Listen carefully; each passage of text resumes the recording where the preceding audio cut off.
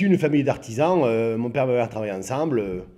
Pour reprendre la petite histoire quand même, donc moi je suis issu de la troisième génération. Mon grand-père a commencé ici, dans le Lot, comme un pigarotte, hein. Il faisait la campagne, il ramassait les plumes, les duvets, les peaux de lapin, avec son charreton et son âne. Et mes parents, en fait, dans les années 74, ont récupéré l'activité familiale. Mon père et ma mère travaillaient ensemble. Une activité brocante, une activité déchets, quoi. Déchets par la ferraille et la brocante, parce que la campagne, du coup, a amené la récupération des vieux meubles, des vieux bibelots, des vieux cuivres. Et donc, on avait ce double métier, quoi. Et donc, ma mère travaillait avec mon père. Et donc, très vite, j'ai compris que la famille tournait autour de ce métier-là, et c'est ce qui nous faisait vivre. Et j'étais très vite passionné par ce métier-là. Quand je reprends l'affaire de mon père, c'est pas compliqué. On a un camion et demi, parce que c'était plutôt des vieux véhicules. Et quand je reprends l'affaire de mon père, on a 40 bennes. Donc c'est... Et quand je rentre, je suis pas prêt que quelques années après, j'en ai 1000. Donc forte progression. Mais très vite, moi je comprends. Le premier été où je reprends l'entreprise, en fait, je paie le matériel. Je repelle le matériel. Lui, il a eu une idée extraordinaire. Et cette idée, elle a rendu sa vie magique, mais il le mérite bien, toi. C'est pas un loto, quoi. Il s'est cassé le cul, le truc qu'il a inventé.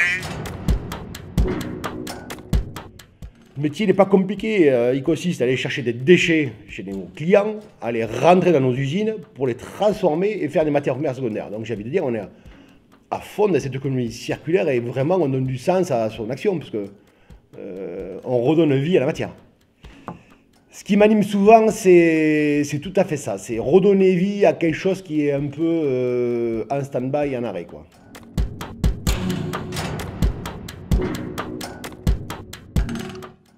Donc en 2008, je cède mes affaires au groupe Paprec et je reste quand même, je reste entrepreneur dans l'âme. Et donc je regarde un peu ce qui se passe sur le marché et je décide donc d'investir, puisque je ne crois pas à la spéculation financière, je ne crois pas à tous ces marchés parallèles qui existent sur le travail des autres.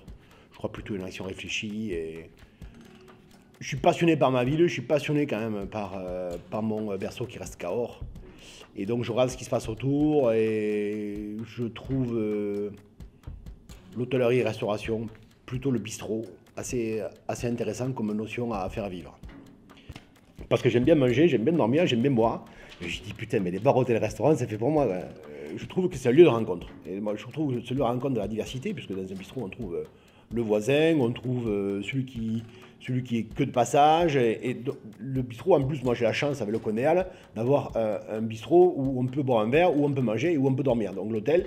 Donc je rachète cette affaire-là qui est au cœur de ville, à côté des Halles, au cœur des quartiers historiques, dans les Badernes, donc qui est fermé. Le salon de thé, j'ai dit j'arrête ça, on lance un bistrot.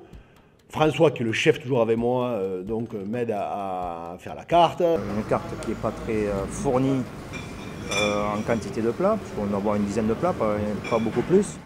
Et on se lance dans la restauration, parce que boire un verre c'est bien, mais avec un plat c'est mieux. Donc on a une carte qui est réduite, mais qui fonctionne bien, avec des produits frais, des produits locaux.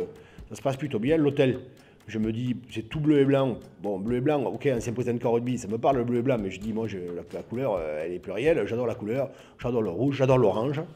J'aime toutes ces couleurs chaudes. Et donc, le bleu, c'est plutôt froid. Donc, je suis plus de viande et pas trop poisson. Donc, on passe plutôt à de la couleur. Donc, et de la couleur, bien sûr, avec l'art. Bon, moi, je pense que l'art dans un lieu, je peux dire que quand l'art rentre dans un lieu, la violence en sort.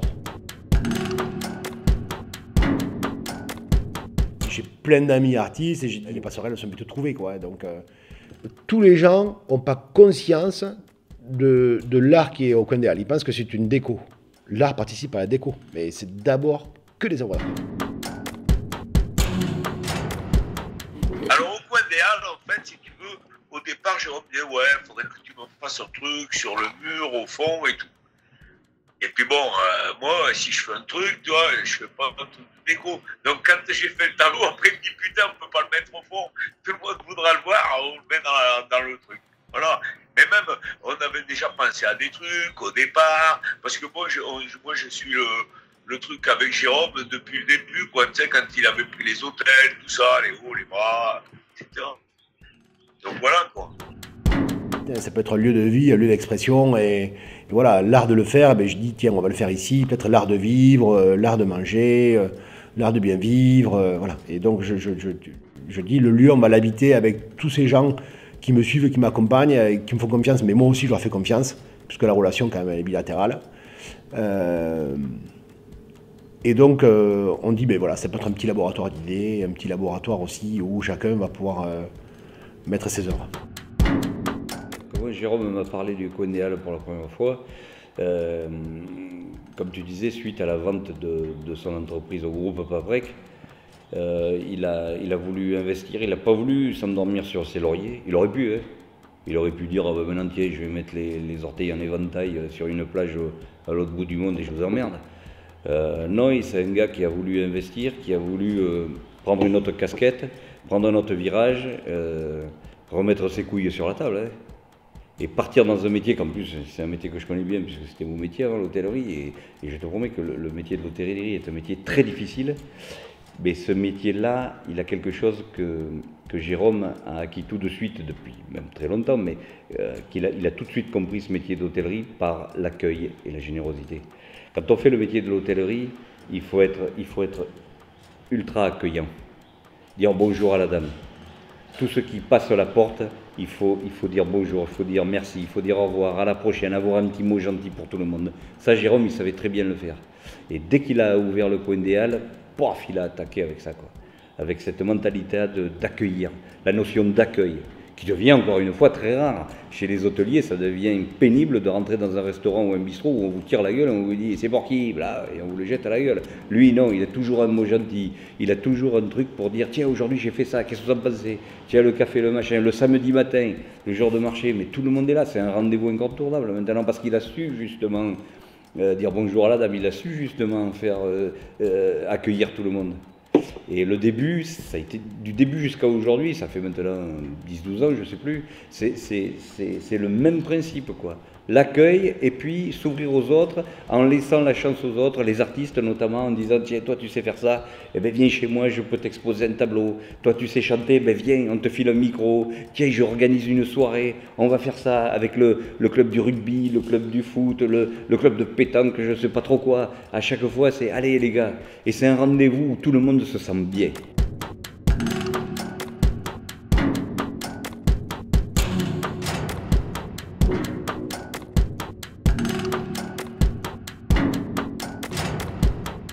Fait une exposition à Cahors, la ville de Cahors m'avait invité, on fait un super vernissage, on fait une super soirée, tout se passait super bien, et arrive un grand type de 1m92 avec plein de potes à lui, et il me dit putain c'est vachement bien ce que tu fais, quoi. C'est super, j'adore. Je dis putain mais c'est qui ce gars avec cet accent comme ça qui parle, qui est entouré de plein de monde et qui est à 3000 à l'heure. Le mec, mais il était à bloc, quoi, il était à fond.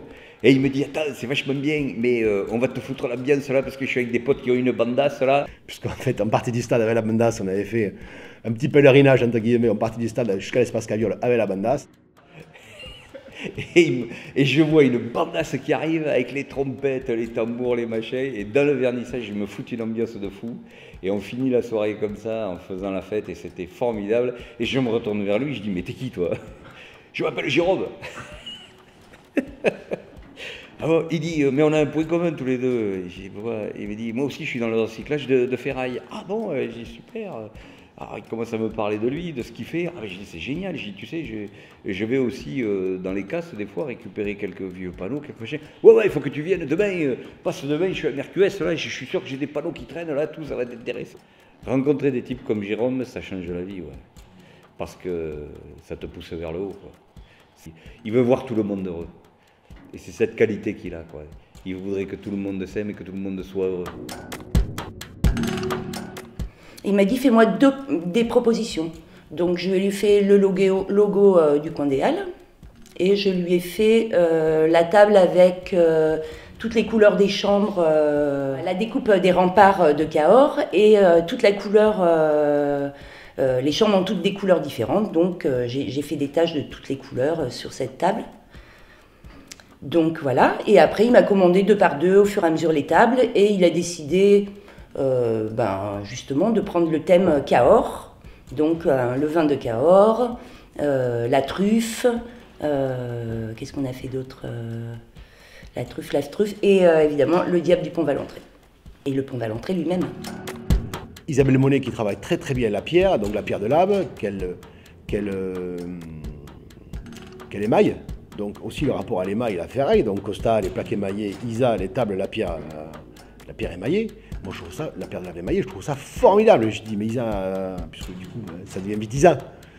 J'ai dit mais ah bon, montre-moi, elle me montre ce qu'elle fait, j'ai dit c'est magique.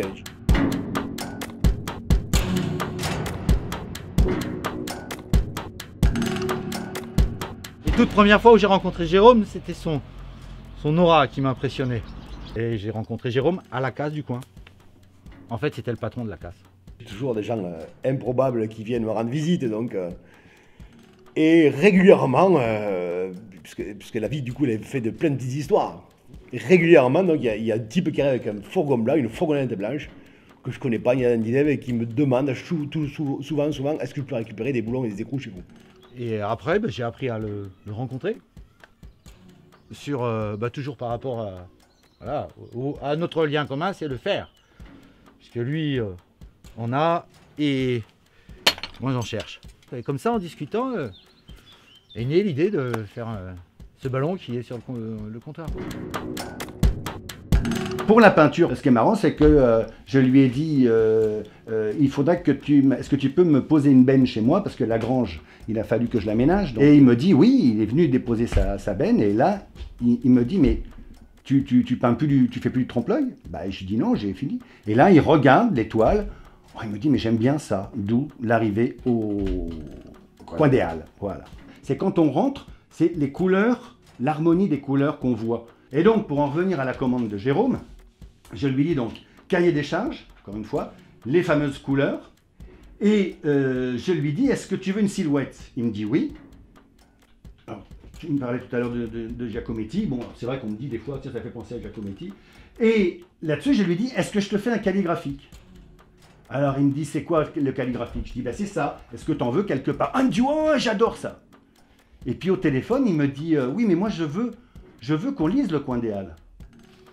Et je dis non, on ne pourra pas lire le coin des Halles. Moi, c'est pas mon truc de lire le coin des Halles. Et alors, si tu regardes bien quand tu iras, c'est écrit, mais alors c'est coupé comme ça. C'est-à-dire le L, il fait ça, le E, il fait ça. Et c'est pareil, hein, c'est dans cet esprit-là. Et il n'y a que lui et moi qui savons que c'est écrit, mais on a tous les deux raison, comme ça. Je veux dire, il a eu son calligraphique, et j'ai fini par écrire le coin des Halles.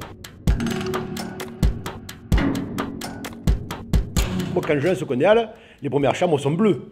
On a rénové les chambres, moi je me rappelle avoir rénové les premières chambres la nuit, hein. J'allais là-bas, arracher la moquette, peindre, les premières chambres c'est moi qui me les fais, hein. Donc avec mon chef François qui me file un coup de main parce qu'il est en cuisine mais il est doué aussi de la bricolage, donc il me file un coup de main, mais il me dit mais t'as vu à quoi tu t'attaques?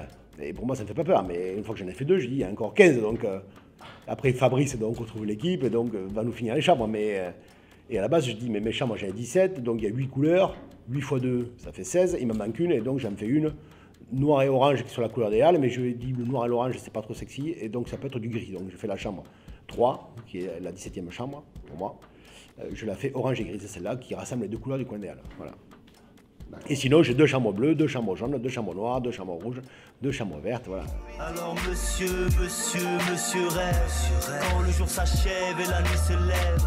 Oh oui monsieur rêve, quand le jour se lève et la nuit s'achève. Appelle-moi monsieur, ambitieux, en mission, viens prendre ta potion. Monsieur rêve, quand le jour se lève et la nuit s'achève. Oh oui monsieur rêve, quand le jour s'achève et la nuit se lève. La tête dans les cieux, délicieuse émotion, le soleil chasse la mousse. Monsieur rêve.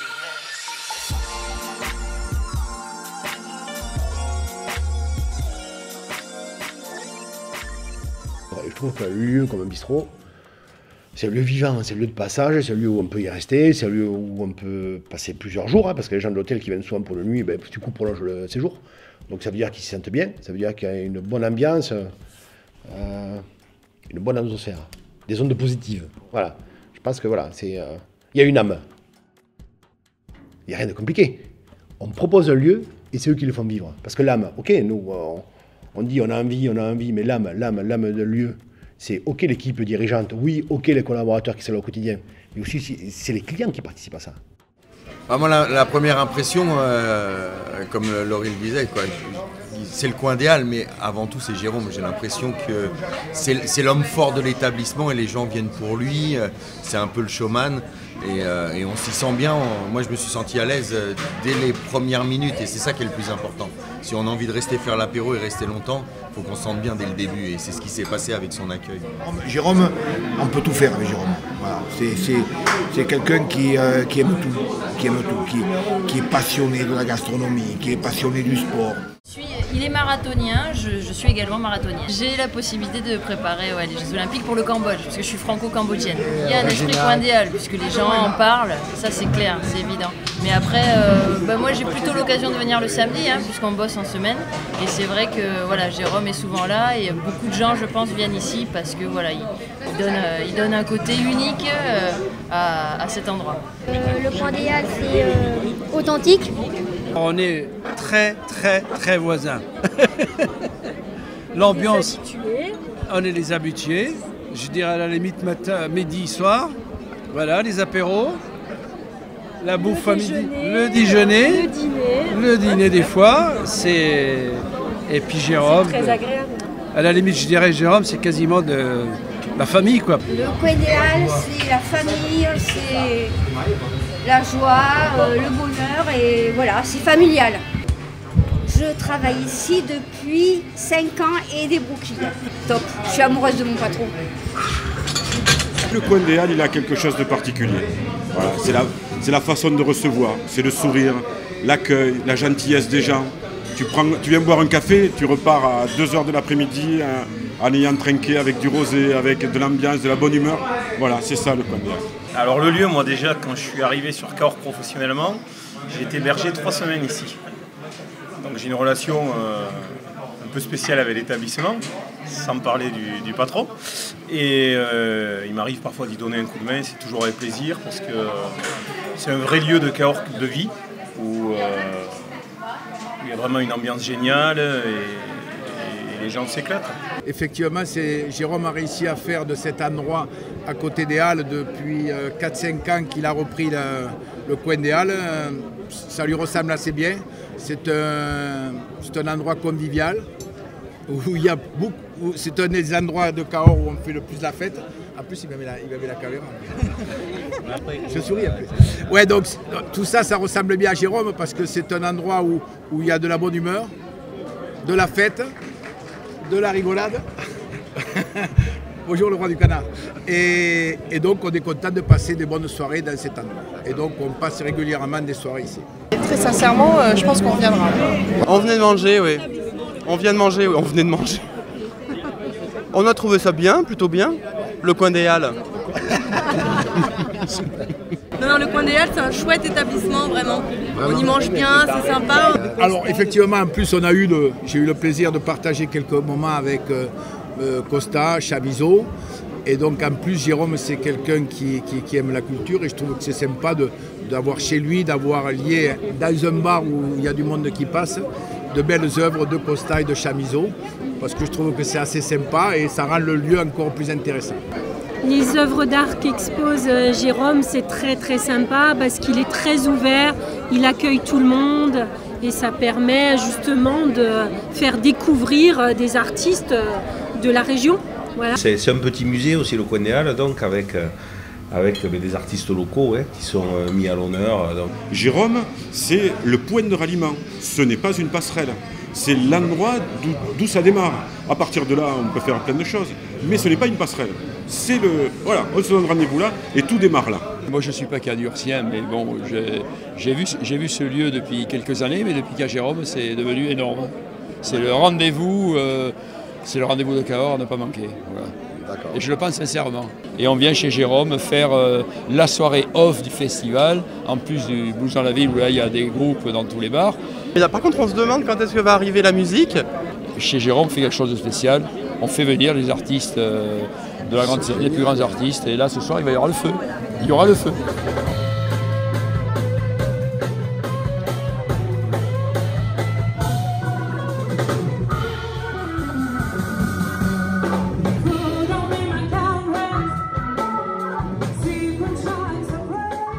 Ce qu'il a créé, Jérôme, à Cahors, il faudrait que toutes les villes ou tous les villages aient un bistrot comme ça, ouvert à tout le monde. Jérôme, oui, c'est ça. Il est vraiment maître d'œuvre du coin des Halles. Et il a créé son monde dans son bistrot, avec les artistes qu'il aime, les décorateurs qu'il aime. C'est lui l'unité artistique.